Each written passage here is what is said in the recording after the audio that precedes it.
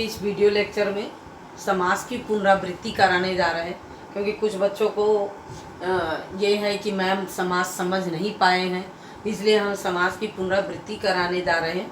वैसे तो वीडियो जो हमने पहले ही बनाई थी उसमें भी अपनी तरफ से कोशिश मेरी यही थी कि समास सब बच्चों को समझ में आ जाए, लेकिन कुछ बच्चों को ऐसा लग रहा नहीं समझ पाए, इसलिए हम समास की पुनरावृत्ति कराने जा रहे हैं।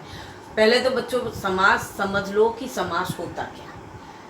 आज आप सारे बच्चे पहले पढ़ चुके हैं उपसर्ग प्रत्यय संधि, 9th तक संधि पढ़ा दी गई है। उपसर्ग प्रत्यय में शब्दांशों का मेल होता है जिसका स्वयं में कोई अर्थ नहीं होता, मूल शब्द के आगे और पीछे लग करके उसके अर्थ को परिवर्तित कर देते हैं, वो होते हैं उपसर्ग और प्रत्यय। संधि में वर्णों का मेल होता है, लेकिन समास में शब्दों का मेल होता है। ध्यान देना बच्चों, समास में शब्दों का मेल होता है।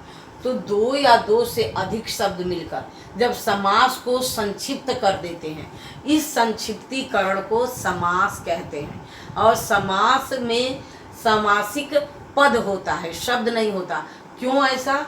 क्योंकि दो स्वतंत्र शब्द मिलकर के संक्षिप्त करते हैं। तो जब दो स्वतंत्र शब्द मिलते हैं, तो दो या दो से अधिक शब्द मिल जाए तो उन्हें शब्द न कहकर पद कहा जाता है, वो सामासिक पद कहलाते हैं। तो अब हम पढ़ते हैं समास और समास का भेद। पहले ध्यान देना कि समास पढ़ने से पहले आप सबको अच्छी तरह से कारक विभक्तियों का ज्ञान होना चाहिए। अगर कारक विभक्ति नहीं याद है तो उसे याद कर लेना।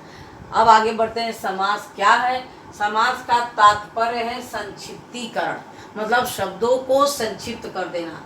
हिंदी व्याकरण में समास का शाब्दिक अर्थ होता है छोटा रूप।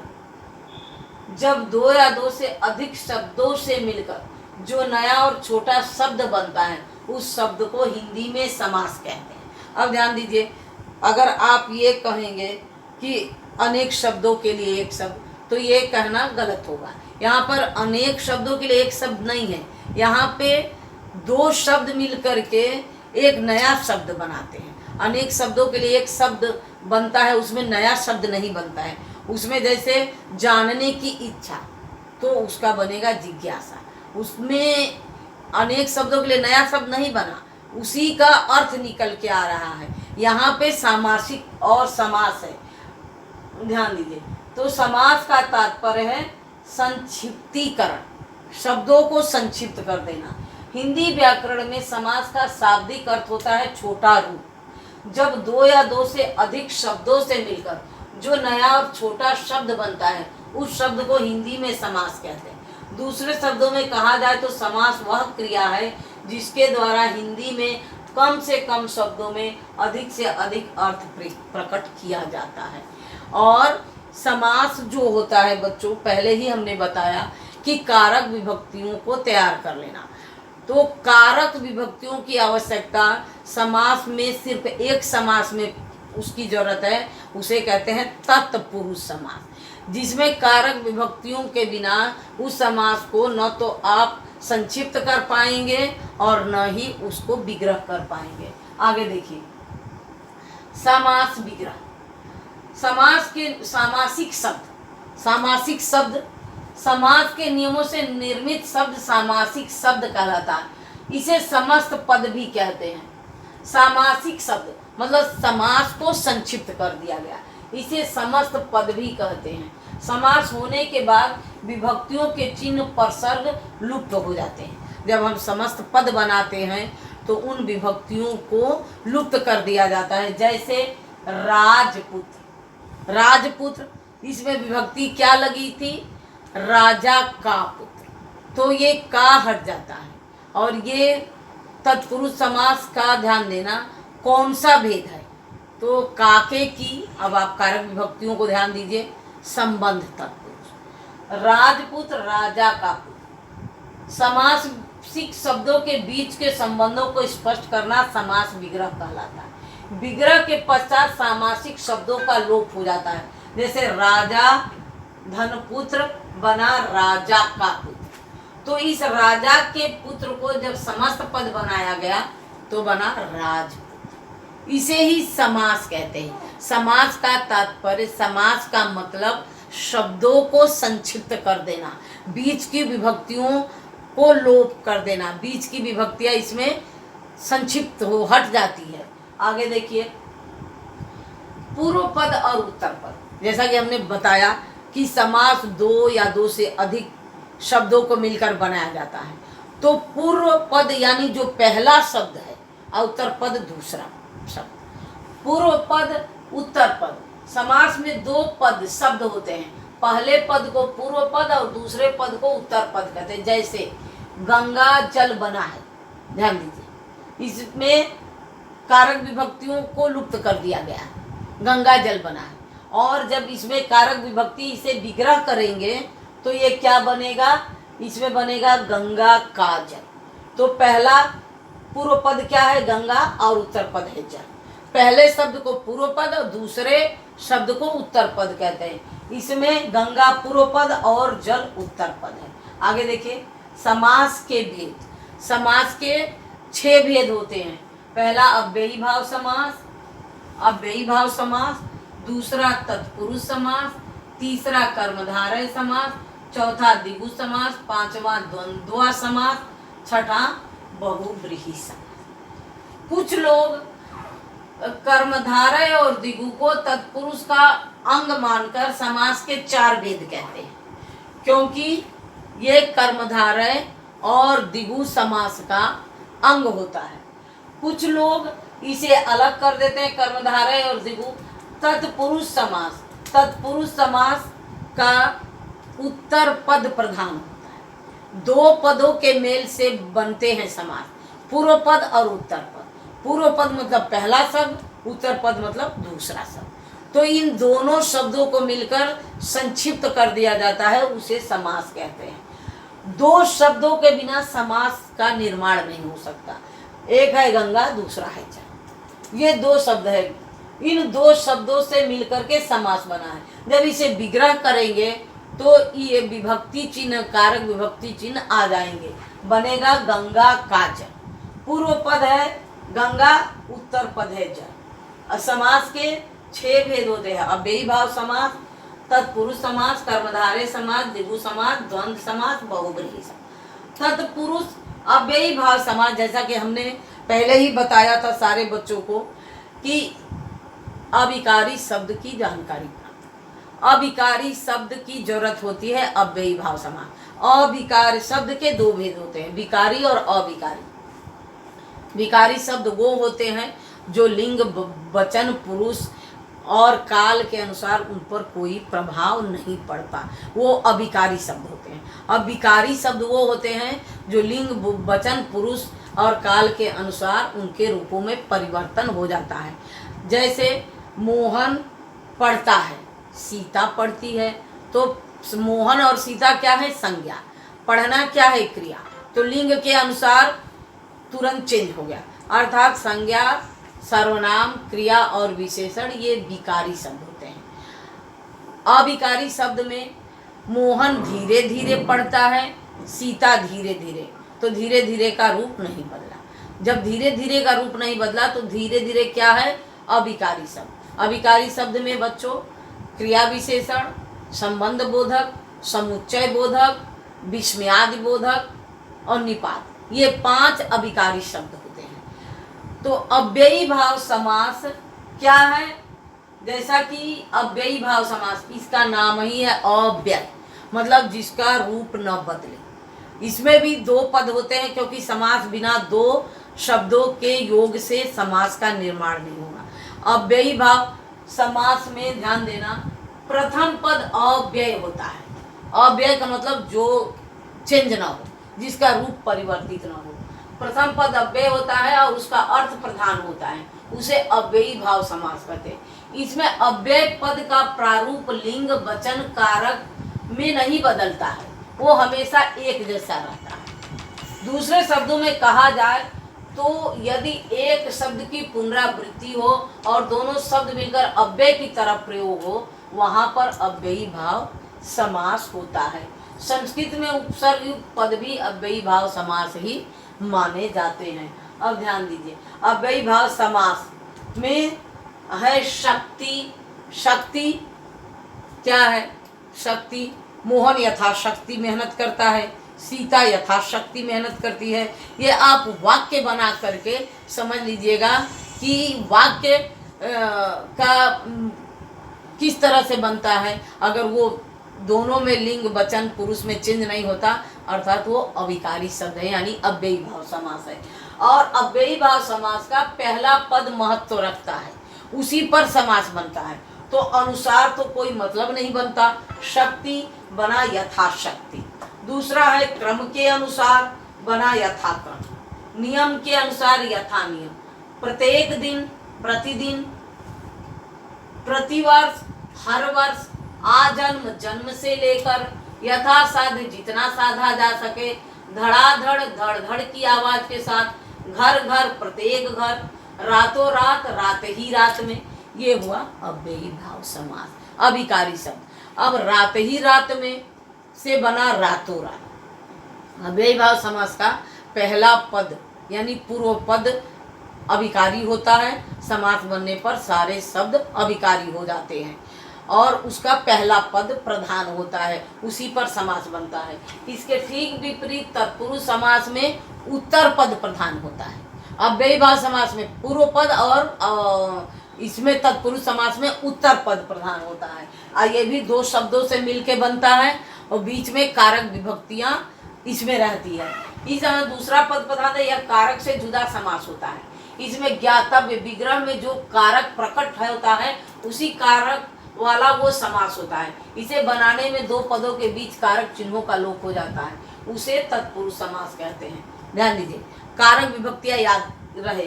देशभक्ति, अगर आपको इसे विच्छेद करने आया को देगा एग्जाम में इस तरह देता है और कहता है कि समास विग्रह करके समास का नाम लिखे, या इस तरह देगा और लिखेगा समस्त पद बनाकर समास का नाम लिखे।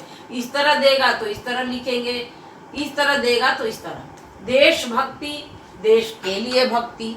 अब आप ध्यान दीजिए इसमें कौन सा समास हो सकता है तत्पुरुष का, तो संप्रदान के लिए संप्रदान तत्पुरुष, राजा का पुत्र राजपुत्र, काके की संबंध तत्पुरुष, सर से आहत सराहत, शर मतलब बाण से घायल, तो ध्यान दीजिए बाण के द्वारा घायल हो रहा है यानी करण तत्पुरुष।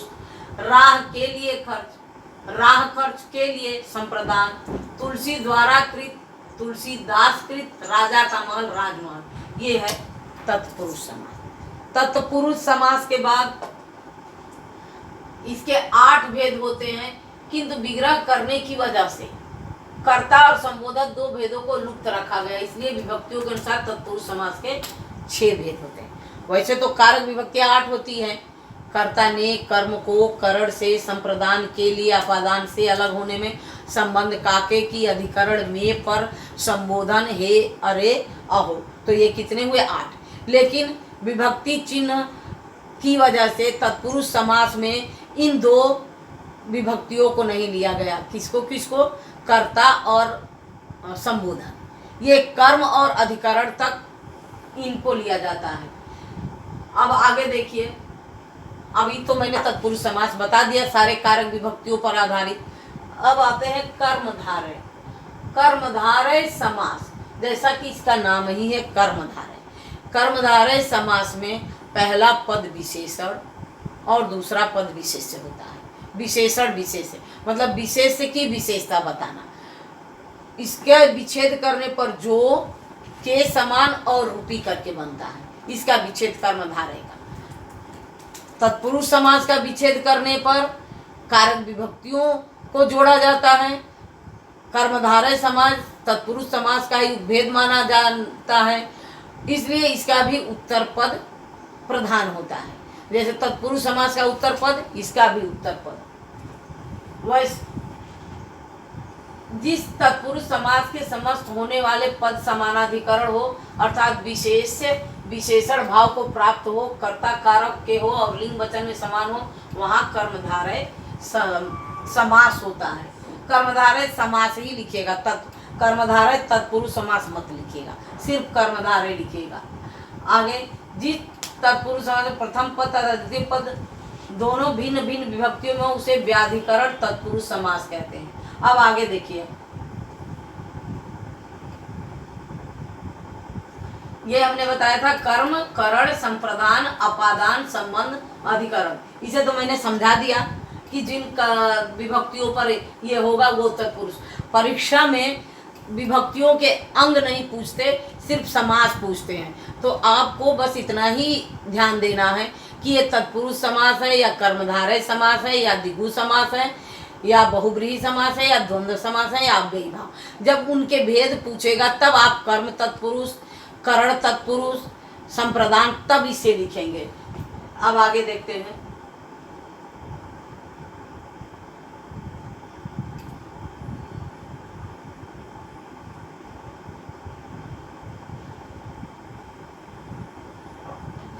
तत्पुरुष समास के दो चीज और समझ लीजिए।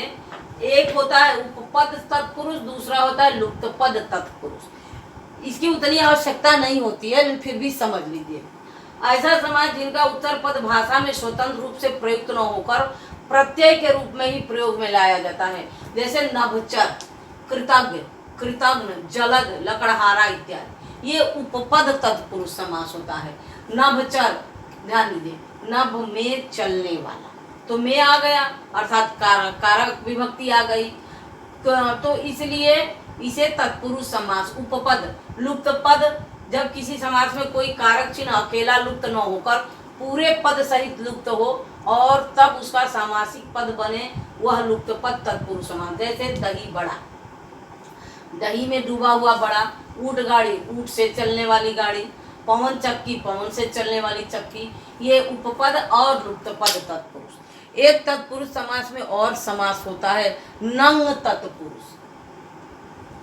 नंग तत्पुरुष में क्या होता है, इसमें पहला पद नकारात्मक निषेधात्मक होता है, उसे नंग तत्पुरुष कहते हैं। जैसे असभ्य, पहला पद आ गया न सभ्य, अनादि न आदि, असंभव न संभव, अनंत न अंत, ये होता है नंग तत्पुरुष।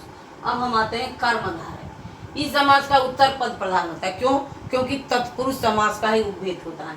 इस समास में विशेषण विशेष उपमेय उपमान से मिलकर बनते हैं, उसे कर्मधारय समास कहते हैं। जैसे चरण कमल, कमल के समान चरण। नील गगन, नीला है जो गगन, देखिए गगन यानी संज्ञा की विशेषता क्या है, नीला। चंद्रमुख, चंद्र जैसा मुख, उपमेय उपमान। पीतांबर, पीत है जो अंबर। पीतांबर में विच्छेद करने पर ये एक समास और जाएगा जो मैं आगे बताऊंगी। महात्मा, महान है जो आत्मा। लाल मणि, लाल है जो मणि। देहलता, देह रूपी लता। नवयुवक, नव है जो युवक। इसको विच्छेद करने पर के समान रूपी और जो करके बनता है, यह है कर्मधारय। कर्मधारय समास के बाद आता है द्विगु समास। द्विगु समास में जैसा कि इसका नाम है, पहला पद संख्या काउंटिंग का होता है और ये और आसान है, और तत्पुरुष समास का ही उपभेद होने के कारण इसका भी उत्तर पद प्रधान होता है। इतना ध्यान देना, तत्पुरुष समास का उत्तर पद प्रधान होता है, कर्मधारय का उत्तर पद प्रधान होता है, द्विगु का उत्तर पद प्रधान होता है, और अव्ययी भाव का प्रथम पद प्रधान होता है और अव्यय होता है। तो द्विगु समास में पूर्व पद संख्यावाचक होता है और कभी कभी उत्तर पद भी संख्यावाचक होता हुआ देखा जा सकता है। इस समास में प्रयुक्त संख्या किसी समूह को दर्शाती है, किसी अर्थ को नहीं। इसे समूह और समाहार का बोध होता है, उसे द्विगु समास कहते हैं। जैसे नवग्रह, नौ ग्रहों का समूह। चारपाई, चार पायों का समूह। नवग्रह, नौ ग्रहों का समूह। दोपहर, दो पहरों का समाहार समूह भी चलेगा यहाँ। त्रिवेणी, तीन बेड़ियों का समूह। पंचतंत्र, पांच तंत्रों का समूह। त्रिलोक, तीन लोकों का समाहार या समूह। ये रिवीजन है, इसलिए मैं इसे जल्दी जल्दी बता रही हूँ आपको। आगे देखिए, द्विगु समास के बाद आता है आपका द्वंद्व समास, सबसे आसान समास। इसके दोनों पद प्रधान होते हैं। जल वायु, जल वायु अपना परा, और बीच में ही योजक चिन्ह होता है। जरूरी नहीं कि सब में योजक चिन्ह हो, किसी किसी में नहीं भी होता, जैसे इसमें नहीं है। अपना पराया पाप पुण्य राधा कृष्ण अन्न जल। तो अब जलवायु अगर ऐसे आएगा, आप कहेंगे कि योजक चिन्ह नहीं है तो ये द्वंद्व नहीं है, लेकिन दिमाग थोड़ा सा लगाएंगे तो समझ में आएगा कि जल और वायु, जल और हवा दो अलग अलग है और दोनों प्रधान है, इसके मतलब द्वंद्व है। तो जल और वायु अपना या पराया पाप और पुण्य राधा और कृष्ण अन्न और जल नर और नारी गुण और दोष देश और विदेश। द्वंद्व समास के बाद हम आते हैं, द्वंद्व समास के बाद आइए बहुव्रीहि। ये तो और आसान है। इस समाज में कोई भी पद प्रधान नहीं होता, ध्यान दीजिए। दो या दो बताया था हमने कि दो या दो से अधिक शब्दों के मेल से समास बनता है, उसको संक्षिप्त करना। अब वही भाव समास में पहला शब्द प्रधान होता है और अभिकारी होता है। तत्पुरुष, कर्मधारय और द्विगु, इन तीनों में दूसरा पद प्रधान होता है। लेकिन बहुव्रीहि में दोनों पद प्रधान न होकर कोई और पद प्रधान होता है और सोचने पर किसी और पद के बारे में सोचा जा सकता है। इस समास में कोई भी पद प्रधान नहीं होता। जब दो पद मिलकर तीसरा पद बनाते तब वह तीसरा पद प्रधान होता है। इसका विग्रह करने पर वाला है जो, जिसका, जिसकी, जिसके वह आदि आते हैं, वह बहुव्रीहि समास। जैसे बहुव्रीहि समास गजानन, अब आपके दिमाग में आ गया तुरंत। गज का आनन है जिसका, गणेश के बारे में सोचा। त्रिनेत्र, तीन नेत्र है जिसके शिव। नीलकंठ, नीला है कंठ जिसका शिव। लंबोदर, लंबा है उधर जिसका गणेश। दशानन, दस आनन है जिसके रावण। चतुर्भुज, चार भुजाओं वाला, तो चार भुजाओं किसकी है, तो दिमाग में आ जाएगा विष्णु। इस तरह से ये बहुव्रीहि समास हुआ। अब आप बच्चों, आपका ध्यान दीजिए। अव्ययीभाव समास, तत्पुरुष समास, कर्मधारय समास, द्विगु समास, द्वंद्व समास, बहुव्रीहि समास, ये 6 समास आज आपका कंप्लीट हो गया। अगले वीडियो लेक्चर में हम फिर कुछ नया टॉपिक लेकर आएंगे। आज बस यहीं तक, और इस वीडियो को अच्छे से देख लेना, समझ लेना। इसके पहले जो वीडियो बनाए हैं उसको भी देख लेना, ठीक है। थैंक्स।